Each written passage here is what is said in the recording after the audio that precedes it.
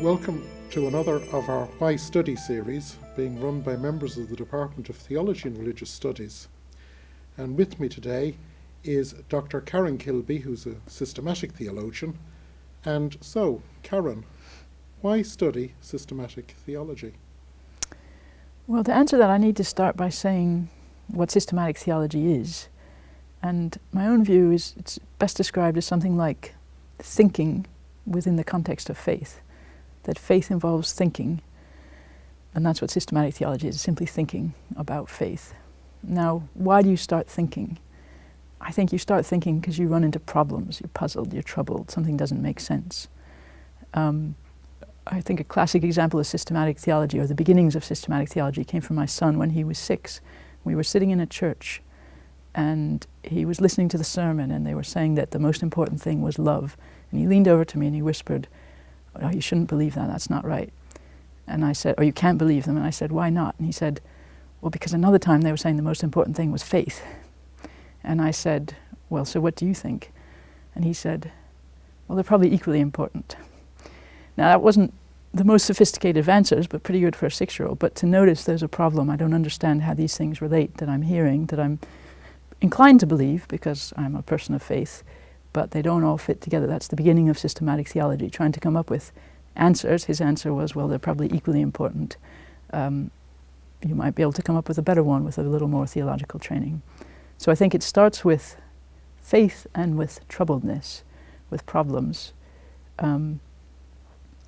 There's a classic line from Evagrius Ponticus that people often quote: "The theologian is the one who prays." It makes systematic theology sound very pious. I would rather say the theologian is the one who prays and stumbles in their prayer and starts to think about their stumbling. So you start to think about what's going wrong in your faith, or what doesn't make sense to you, what you don't understand, and that's the beginning of thought. Does that mean you have to have faith to do theology? I don't think so. I'm starting, that was a description as though you have faith. There's certainly ways into theology, into systematic theology without faith. It can be looking at a fascinating conversation going on within a community to which you don't belong, looking at the intellectual structure of belief. You can do systematic theology in lots of ways, but the way it's most often been done, I think, will be by people beginning from faith and raising problems within their faith. Another thing about systematic theology, and for me this is why I study it, is very importantly caught on here, is it's the broadest and most integrative thing you could imagine. Because in order to do it, you engage with scripture, with tradition, with history, with all the other theological subdisciplines, often because they tell you you're wrong. You've got to, they cut you up short, so you've got to pay attention to them. But also all kinds of other disciplines under the sun: philosophy, history, almost anything can come into systematic theology, and it integrates not only intellectually, but you're also engaged with yourself as a person, particularly if you're coming at it from a perspective of faith. What makes sense, what bothers you, why does it bother you? All your instincts come into play. One of the questions that I often hear is the word systematic. How systematic is systematic theology? Because system is often, to my mind, something where you try to squeeze reality into existing categories. It's an awkward term, systematic theology, because it does make everyone think you've got a grand framework and you've got a box for everything and everything in its box and it's all fitted out. And I really don't think systematic theology has to, in some people's hands it is, but it certainly doesn't have to be. And my own interest in systematic theology is much more exploring the limits of what we can know and what we can't know and what we don't have to fit together. And whether you might start with a problem and your conclusion might be that you have to live with that problem. You might have explored all kinds of possible solutions, and the conclusion is, to be a faithful Christian, you need to be stuck on this problem. I'd say the problem of evil goes that way. Like your example of your 6-year-old son is wonderful because it starts with a question. Yeah. But does systematic theology always begin with a question, or does it ever begin with just awe? I think that's probably another mode. It can begin with awe. It can be overcome by the beauty of God or the beauty of something and wanting to articulate that. So that's another mode. Because I'm often struck by the fact that a lot of systematic theologians that I've chatted to over the years, they see their work in terms of artistic, they see it as a work of art. Mm-hmm.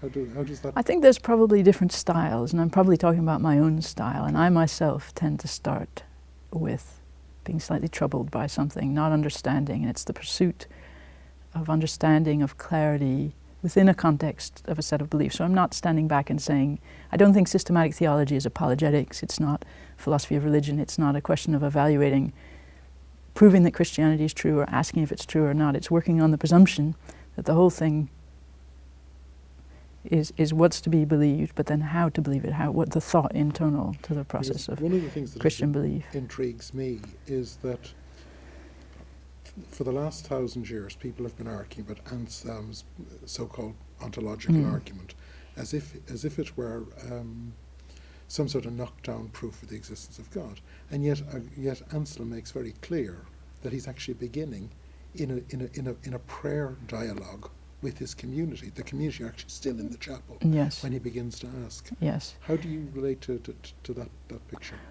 Well, I would agree that and actually the ontological argument is often looked at out of context as though it's an argument, but it's part of a much bigger thing, which is aesthetic, about putting together. So if you actually read the proslogion, you find out that Anselm goes on not just to want to prove the existence of God, but he's wanting a single ratio, a single way of thinking or a single formula that's going to allow him to derive everything that needs to be said about the Christian faith. So what he's actually looking for is a sense of aesthetic satisfaction, of seeing how it all hangs together. So this is your question of awe. He's looking for to bring out the beauty of the Christian faith by its sheer integration in the context of prayer.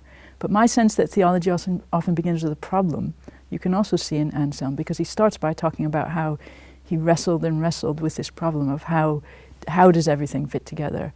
And he nearly despaired until suddenly it came to him in a moment of prayer. So this sense that there's something that unsettles you, that sets the mind to work in thinking. This is the nature of systematic theology. So why study it? I never answered that question. Study it if, whether as an insider or an outsider, you find Christian faith interesting and you're puzzled by how things make sense, by the relationship with each other. You're driven towards wanting clarity, wanting some kind of understanding. I think that's why one studies systematic theology, but also you're open to challenge, because there is just no limit to what you in principle ought to know or ought to take account of as a systematic theologian. So it can be a bit daunting because there's always more that you should have known, but it's also wonderfully exciting that there's always new areas to go and learn in. If there's a student watching this now,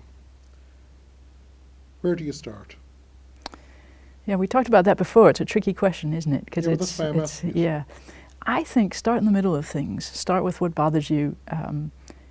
Start with what disturbs you, or what most draws you, what you're more interested in, and start reading about that. So is it, how can the Trinity make sense, or what's the meaning of the cross? And start with a particular question. You could say that you ought to be very logical and first study method and first study the sources and norms of theology. There are textbooks that will take you through in a nice, orderly way. But I think you should start in the middle of the thing, start with most interests you, and you pick up as you go along all the methodological questions. Okay, well, I think you have actually answered my question. All right, So thanks very much. Thanks, Karen. And now, to wrap up, one theologian, one vision of what it is to do theology, and one reply to the question, what is systematic theology? Question now is, what's your answer?